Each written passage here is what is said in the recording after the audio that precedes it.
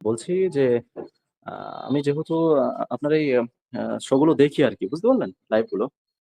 তো বেসিক্যালি যে ব্যাপারটা সেটা হচ্ছে হাদিসে জিব্রিল যেটা, ঠিক আছে, মানে একজন আমাকে বলছিল যে, আমি বলছিলাম যে নবীজির কাছে অর্থাৎ মোহাম্মদের কাছে যে ওহী আসে, যে সত্যি সত্যি জিব্রাইল আছে, তার প্রমাণ কি? তো সে আমাকে বললো যে হাদিসে জিব্রিলের কথা, যেখানে মোহাম্মদের কাছে ওহী এসেছিল, ওই হাঁটুর সঙ্গে হাঁটু লাগিয়ে বসেছিল আর কি, তারপরে চলে গিয়েছিল।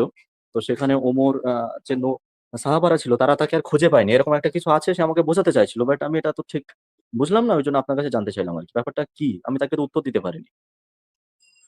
আপনি কি ওই যে তার যে ওজন বেড়ে গেছিল সেই হাদিসটার কথা বলছেন? না না, একজন অপরিচিত ব্যক্তি যার মানে গায়ে কোনো সফরের চিহ্ন পর্যন্ত ছিল না, এমনকি সামনাসামনি এসে হাঁটুর সঙ্গে হাঁটু লাগিয়ে বসেছিল এবং তিনটে প্রশ্ন করেছিল, একটা হাদিস আছে না? এই হাদিসটা তো এখন আমার কাছে হ্যাঁ, এই হাদিসটা আমি পড়েছি কিন্তু এখন তো আমার আমার মনে পড়ছে না হাদিসটা।